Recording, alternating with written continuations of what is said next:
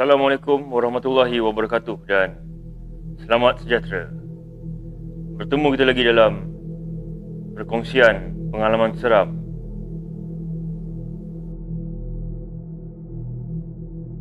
Cerita yang ingin saya kongsikan pada kali ini adalah sebuah kisah yang dikongsikan oleh seorang lelaki yang saya kenali, yang mana saya akan namakan di sini sebagai Razi.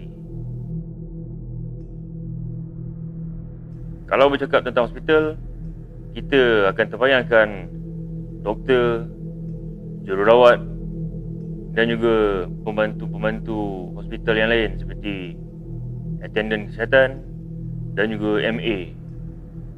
Jarang sekali kita akan terbayangkan unit-unit lain atau jabatan lain seperti X-ray, fisioterapi maupun lab dan blood bank ataupun tabung darah.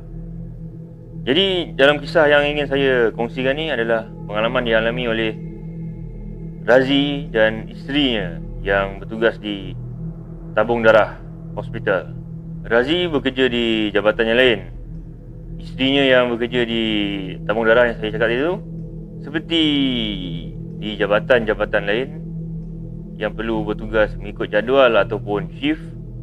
Selain itu, dia juga perlu bertugas atas panggilan ataupun on call. Jadi pada malam kejadian, Kak Lin bertugas pada sebelah malam. Seperti namanya, blood bank, tentulah unit tu adalah tempat menyimpan bekalan darah. Dan seperti yang kita tahu sebagai umat Islam dan saya percaya fahaman-fahaman agama lain pun ada stigma tersendiri akan darah.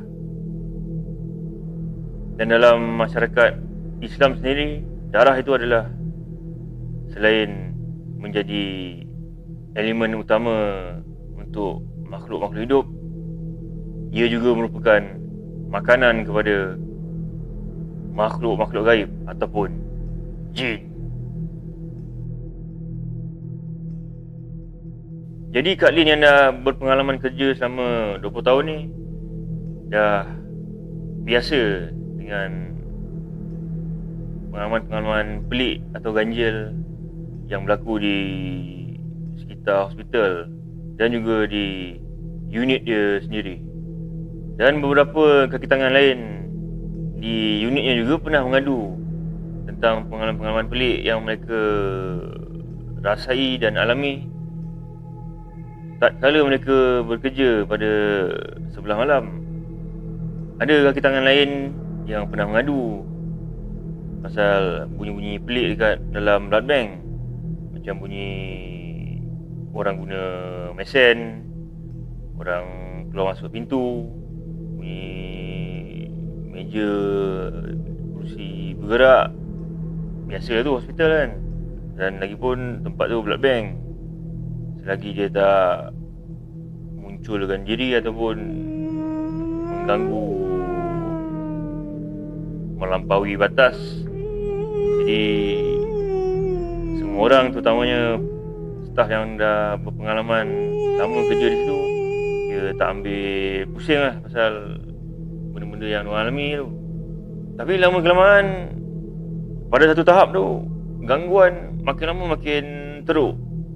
Kalau sebelum ni bunyi-bunyian saja, kan biasalah kita pun dalam kehidupan harian pun kadang mainan minda kita, kadang-kadang tak tahulah betul ke benda tu musik. Macam bunyi orang berjalan, bunyi orang keluar masuk, pintu buka, tutup, kursi atau perabot-perabot gerak. Kita dengar macam benda tu terjadi, tapi sebenarnya pintu tu tak terusik pun. Sama lah kursi tu pun tak terusik. Tapi kali ni gangguan di blood bank bukan setakat bunyi, tapi pergerakan secara fizikal tu memang betul-betul berlaku. Jadi pada malam tu, mungkin sebelum ni Kak Lin dah selalu dengar dari kawan-kawan dia, staff-staff lain pasal benda ni.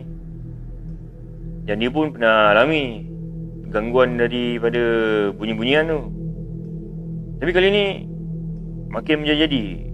Pada malam tu dia dah tak tahan dah. Mula-mula kerusi, bayanglah. Sebelum ni staff-staff lain ada cerita pasal ada dalam lab tu ada table panjang. Yang kerja tu duduk dekat table tu, dan kerusi dari belah sana tu boleh nampak bergerak, seolah-olah ada kawan-kawan lain yang menyakat. Padahal malam tu dalam lab tu kawan tu seorang je. Mula-mula mungkin lah dia boleh tahan, tapi kalau dah depan mata kerusi, kan kalau kerusi office tu yang boleh berpusing dan ada roda tu, dia boleh bergerak. Kalau cerita ni mungkin akan kata macam merepek ke, tak masuk akal. Tapi itulah apa yang mereka terpaksa hadap. Jadi malam tu Kak Lin mula-mula dia cubalah buat tak tahu, sebab bagi pun waktu kerja lama lagi kan. Dan pada waktu tu tak adalah lewat sangat, awal lagi, belum tengah malam pun lagi. Jadi Kak Lin cuba bertahan. Mula-mula dari kerusi yang bergerak. Lepas tu tak lama lepas tu pintu buka katup, seolah macam ada orang lain keluar masuk. Pintu dekat dalam blood bank tu. Dan kemuncaknya dia dah tak boleh tahan adalah pintu kan darah yang orang derma tu kan, simpan dalam pack tu, dalam pint tu. Darah tu simpan dalam peti sejuk. Pintu peti sejuk tu lebih kurang macam pintu peti sejuk biasa tu lah. Jadi benda tu dia boleh main pintu tu. Dia bukanlah buka macam budak-budak ataupun kita main tu kan. Kita buka besar-besar, tutup, buka tutup. Itu macam teruk sangat tu, dah macam dalam filem seram lah. Dia macam buka sikit tutup, buka sikit tutup. Macam nampak sangat dia nak macam, tahulah sama ada dia nak mengusik ke ataupun menakutkan ke, ataupun dia mungkin itu satu kaedah dia untuk rasa bekalan yang ada dalam peti tu. Jadi kali ni dia seorang.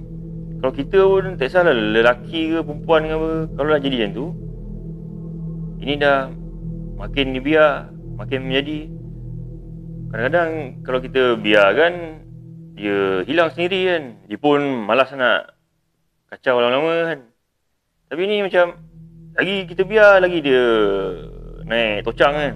Jadi kali ni dah tak tahan, dia pun call suami dia, Abang Razi, yang masa tu dekat rumah.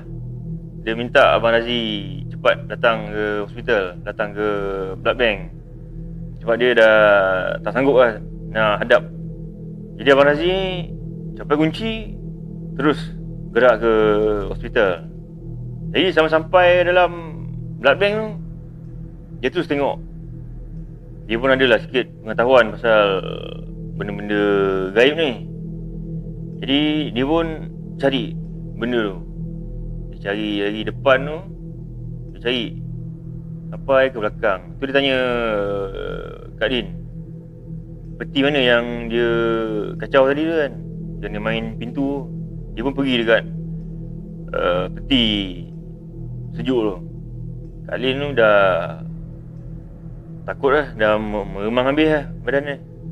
Jadi Abang Razi ni pelan-pelan cari. Dia pergi dekat peti tadi tu, dan dia nampak dekat peti tu ada mesin-mesin lain, ada peti lain. Dan di celah-celah peti tu ada satu, bukan nak kata jelmaan, tapi memang dia nampak satu makhluk Dan bentuk dia macam sikit macam manusia. Ada pakaian apa semua. Pakaian tu dia pun tak dapat nak pastikan macam mana bentuk dia.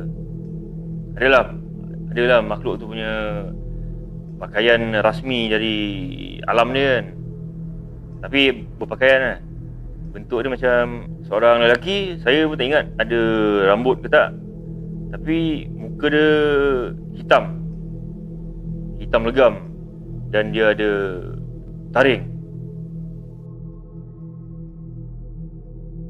Abang Razi agak makhluk ni adalah kaum daripada golongan yang makan benda-benda kotor seperti darah. Jadi binatang tu nampak Abang Razi, dia cuba menyorok dekat celah-celah mesin tu, tepi peti tu, dalam keadaan terkejut dan ketakutan. Dan Abang Razi pun bercakap, "Oh, kau rupanya yang tadi tu, yang main buka-buka pintu tu." Benda tu tercegat saja tu, membatukan diri. Jadi Abang Razi borak dengan dia apa yang dia nak semua kan. Yang Kak Lin tu yang dah dari tadi menahan ketakutan tu, duduk dekat depan. Dia pun tanyalah suami dia, "Awak buat apa tu? Awak cakap dengan siapa?" Jadi Abang Razi ni pun cakap, "Awak senyap lah, awak duduk dan diam." Tu Abang Razi pun terus cakap dengan benda tu. Abang Razi bagi amaran, jangan kacau ke, pergi dari situ. Dalam sekejap mata benda tu terus hilang dari celah-celah mesin. Dan lepas tu Abang Razi berjaya tenangkan bini dia dan dapat yakinkan Kak Lin. Dan Kak Lin teruskan kerja dia pada malam tu. Itu saja perkongsian saya pada kali ini.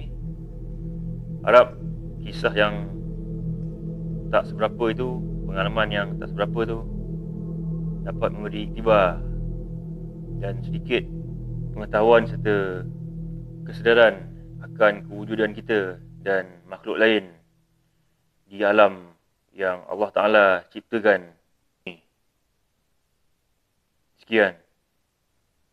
Assalamualaikum dan selamat sejahtera. Terima kasih.